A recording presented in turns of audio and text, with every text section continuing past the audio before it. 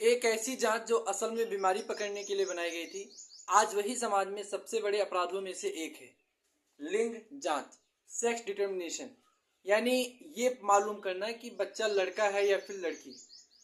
लेकिन सवाल ये उठता है कि ये जांच होती कैसे है, इसके पीछे का क्या साइंस है और ये भारत में बैन क्यों है, ये गैर कानूनी क्यों है। आइए समझते हैं इस कॉन्सेप्ट को। तो वैसे तो जेनेटिक डिसऑर्डर को मालूम करने के लिए बहुत सारे जांच होते हैं, जैसे chromosome XXXY, ultrasound, genetic test और अमोनियोसेंटेसिस। इस जांच के माध्यम से हम मालूम कर सकते हैं कि बच्चे के अंदर कौन सी बीमारी है। जैसे जेनेटिक डिसऑर्डर डाउन सिंड्रोम हो गया आपका, down syndrome, haemophilia,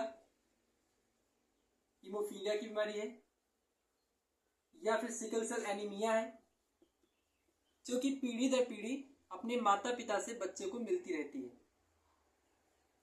sickle cell anaemia, ऐसे बीमारियों को हम बच्चे के अंदर शुरुआती समय में मालूम कर सकते हैं और इसका समय से इलाज संभव हो जाता है।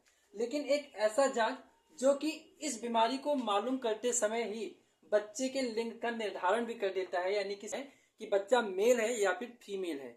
अगर बच्चा मेल होता था तो लोग खुश होते थे, और यदि फीमेल होता था तो लोग उस बच्चे को माँ के गर्भ के अंदर ही मरवा देते थे, जिसको हम फीमेल फुटीसाइड्स कहते हैं। फीमेल फुटीसाइड्स, फीमेल फुटीसाइड, फीमेल फुटीसाइड्स का मतलब होता है कि उस बच्चे को गर्भ धारण के दौरान ही मरवा देना, इंजेक्शन के माध्यम से या किसी भी प्रकार का दवा दे करके ऐसे काम को अंजाम दिया जाता था। लेकिन आज भारत सरकार ने इसको पूर्ण रूप से बैन लगा दिया है।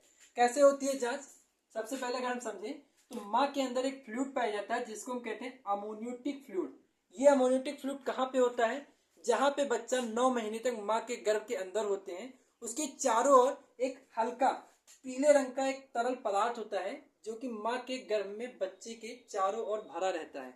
ये पदार्थ का मुख्य काम है बच्चे को बाहरी आघातों से सुरक्षा प्रदान करना। इस अमोनियोटिक फ्लूइड को बाहर निकाल के लैब के अंदर टेस्ट करते थे, और उस टेस्ट के माध्यम से मालूम होता था कि बच्चा मेल है या फीमेल है, और इसी जांच को हम अमोनियोसेंटेसिस जांच कहते हैं। तो क्या होता है? ये एक पीले तरल पदार्थ होते हैं जो कि माँ के गर्भ में बच्चे के लिए चारों ओर भरा रहता है। कहाँ पे ये पाया जाता है? तो ये मुख्य रूप से माँ के गर्भ के चारों अंदर एक सुरक्षात्मक थैली होती है, अमोनियोटिक सेक जिसको कहा जाता है, थैली होता है, उसके अंदर ये भरा होता है, जो पूरी तरीके से बच्चे को घेरे रहता है और इसको बाहरी आघातों से सुरक्षा प्रदान करता है। तो ये कहाँ पे होता है? अमोनियोटिक सेक्स में होता है। कहाँ पे पाया जाता है? बच्चों के चारों ओर, जहाँ पे बच्चा होता है उसके चारों ओर ये भरा रहता है। क्या काम होता है इसका मुख्य रूप से? तो इसका मुख्य काम है बच्चों को सुरक्षा प्रदान करना बाहरी आघातों से। दूसरा मुख्य काम होता है तापमान को नियंत्रित करता है। तीसरे अगर मुख्य काम की बात करें तो ये फेफड़े को बनाने में भी सहायता प्रदान करता है।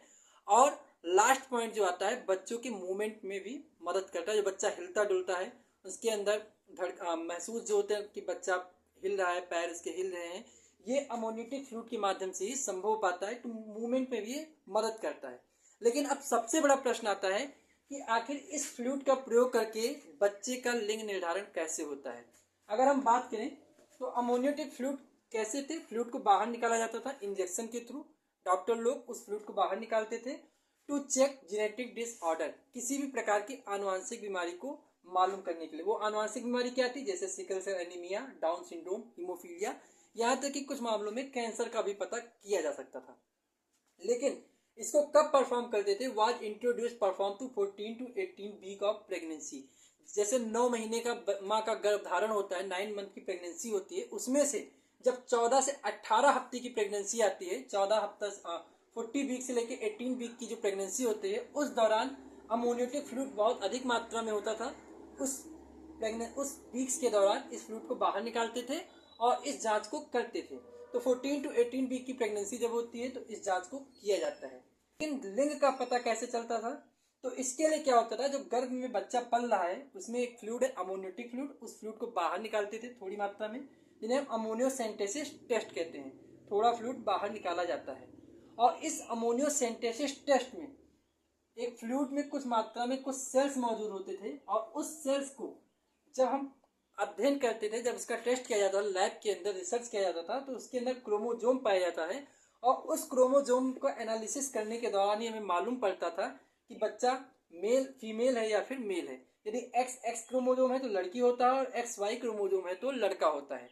जैसा कि 9th क्लास 10th क्लास में हमने बेसिक कॉन्सेप्ट पढ़ा है कि मेल और फीमेल के अंदर 23 क्रोमोजोम होते हैं, जिसमें से 22 क्रोमोजोम मेल और फीमेल में सेम होते हैं। 22 जोड़ा क्रोमोजोम जो होता है, 22 इसमें मेल में और 22 फीमेल में, दोनों सेम होते हैं। और जो लास्ट का 23 क्रोमोजोम होता है वही क्या करता था, बच्चे के लिंग का निर्धारण करता था कि बच्चा लड़का होगा या फिर लड़की होगी। अगर एक्स एक्स क्रोमोजोम में लड़की होती थी, एक्स वाई क्रोमोजोम में तो लड़का होता था।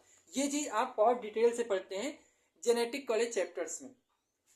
तो उस अमोनिटिक फ्लूइड का प्रयोग करके बाहर निकालने के दौरान सेल्स मिलते थे। उस सेल्स को जब हम अध्ययन करते थे तो उसमें हमें क्रोमोजोम मिलता था और उस क्रोमोजोम को एनालिसिस करके हम पता कर सकते थे कि बच्चा लड़की है या फिर लड़का है। और अगर लड़की होती थी तो इसको यहीं पे मार दिया जाता था, यानी कि फीमेल फुटीसाइड्स का प्रयोग करते थे, यानी बच्चे को गर्भ के अंदर ही मार दिया जाता था यदि वो एक लड़की होती थी, जो कि आज के समय में एक बहुत बड़ा अपराध है, भारत में ही नहीं अपितु पूरे विश्व के लिए।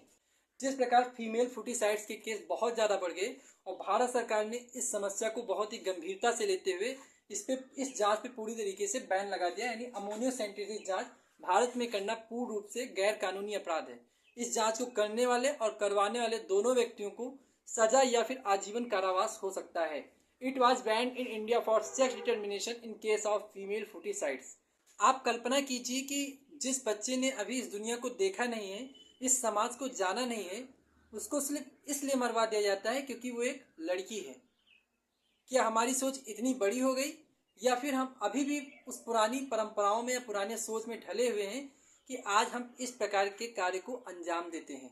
और एक बेटी जो एक घर की खुशी होती है, इस पूरे समाज का संतुलन होती है, और एक परिवार के लिए विज्ञान ने हमें शक्ति दी है, लेकिन उस शक्ति का इस्तेमाल कैसे करना है ये हमारे ऊपर निर्भर करता है। एक एनर्जी का प्रयोग करके बिजली भी बनाया जा सकता है और एक एनर्जी का प्रयोग करके बम भी बनाया जा सकता है।